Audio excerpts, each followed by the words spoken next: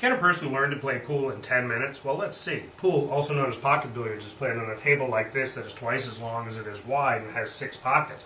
4 of them are corner pockets and 2 of them are side pockets. There are 15 colorful balls with numbers on them that we call object balls. One ball is white and has no number on it. We call that a cue ball. The basic event of the game is to take a pool cue, also known as a cue or a pool stick or a stick, and use it to strike the cue ball in such a way that it causes an object ball to go into a pocket.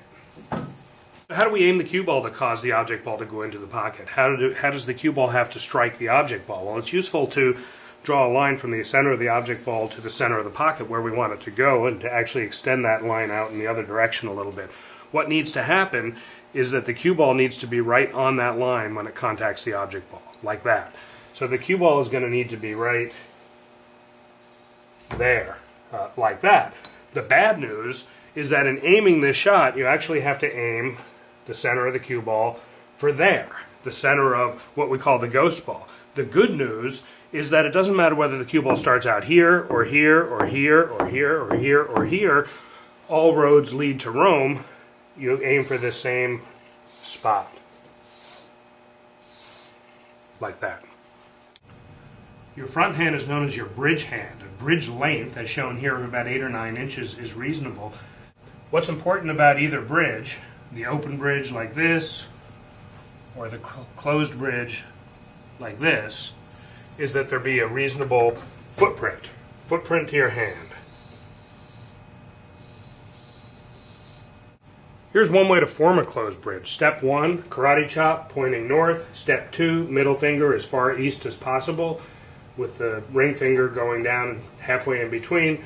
Step 3, pointer finger going around the cue. Step 4, thumb closing up the gap. The pool cue itself is a line, but if you think of the vertical plane that includes the pool cue, there's a surprising number of things that need to be in that so-called shot plane during a proper pool stroke. The head is directly over top of the stick, that's in the shot plane. The rear foot, the backward foot, is directly below the cue, that's in the shot plane. There is the rear forearm, which is in the shot plane, the elbow, the upper arm, and the shoulder. That whole system there is in the shot plane. So here's the projection of the stick on the ground. The rear foot goes directly below the stick like that, and the left foot goes out about 45 degrees like that. So where do you grip the back of the cue? There's no spot on the cue that I can really point to. With the bridge being 8 or 9 inches, the left arm being more or less straight to keep a consistent distance back to your body, orienting your body like I discussed in the stance, where your rear hand goes is determined by the fact that your forearm is completely vertical when the tip is near the cue ball.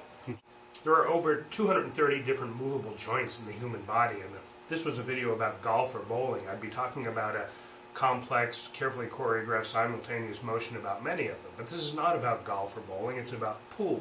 And as it turns out, pool is all about this one. That's it. It may look like I'm doing a baseball bat type grip on the back of the cue, but I'm really not. I'm holding it loosely, and it's really about this part right here. When I'm in the back part of my stroke, the rear part of my palm is not touching the cue. When I'm in the finished position, the rear part is. So here's a shot with a ghost ball position that I'm imagining, and you can see the line of the shot. Here's the extension of that same shot line a few steps back from the table. I'm going to approach the table with my cue vertical and in the shot plane, and then I'm going to plant my foot right on this line and get down into shooting position. So I'm down in the set position. My tip is at the cue ball, my rear forearm is vertical, my cue is as level as possible, and my chin is down low on the cue. Remember, it's just a pendulum motion about the elbow like this, so I'm going to hold my arm here to kind of emphasize that. Doesn't matter if the shot is going to be soft or hard. The backstroke, the final backstroke is going to be the same. I'm going to go back slowly, followed by a slow, smooth transition to forward motion, and then forward to the finished position.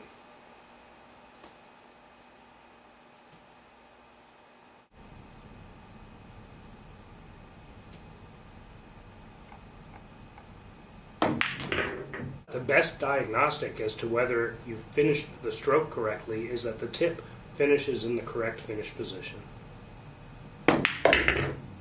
Where the cue ball goes after a shot is important when anticipating the next shot you're going to take.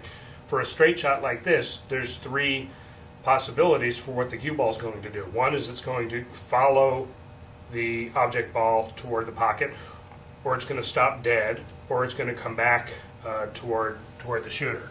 So here's a follow shot. Here's a stop shot. And here's a draw shot or a backspin shot.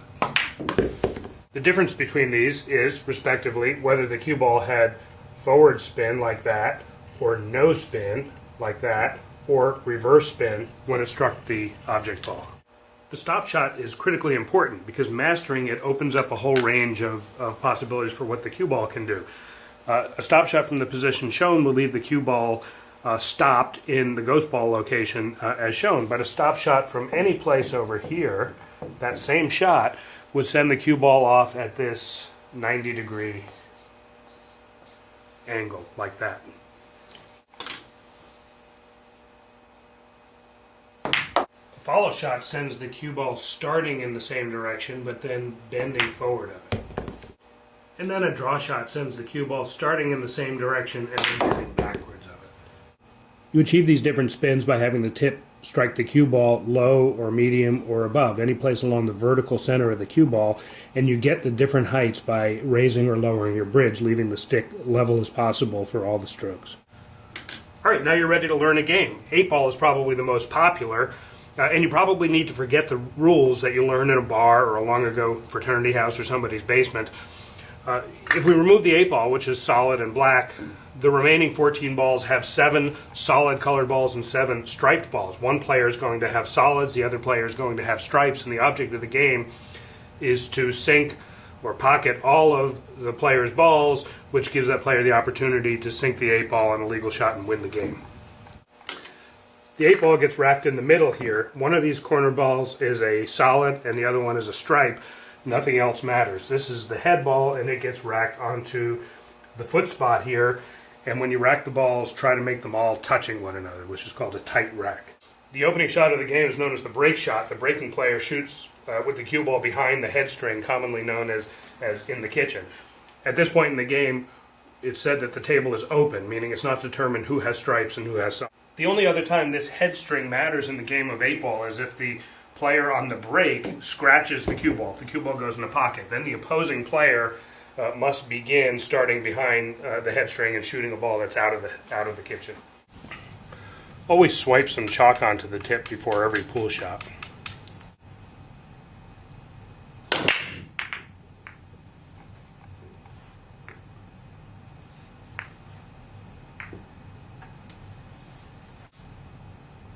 All right, I didn't make any balls on that break shot. Had I made one or more balls, I would continue to shoot. Because I didn't make any balls, my opponent will shoot. Regardless, for this shot, immediately after the break, it is not yet determined who has stripes and who has solids. We say the table is still open.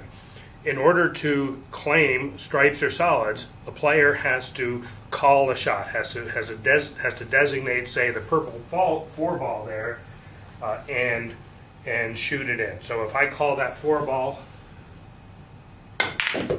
and shoot it in like that, I now have solids. As long as you continue to pocket called balls, that is shots for which you designated the ball and the pocket, you continue to shoot. If you miss, your opponent shoots. If you do not execute a legal shot, that is if you foul, then your opponent gets ball in hand, can pick up the cue ball and put it any place on the table and shoot in any direction. The 3 common ways to foul are 1, scratching the cue ball when the cue ball goes into a pocket, 2, failure to hit one of your own balls first, or 3, after hitting one of your own balls first, failure for something to make contact with a cushion or go in a pocket. All right, now you've scratched the surface learning some of the fundamentals of this great game. Many billiard parlors have leagues that actually encourage new players, so check it out. Maybe get some friends, coworkers, or family and form a team yourself. There's a lot more to learn about this game. Talk to people at your local billiard parlor or look at bca-pool.com for a list of qualified instructors in your area. I hope you enjoyed this little 10-minute introduction to pool.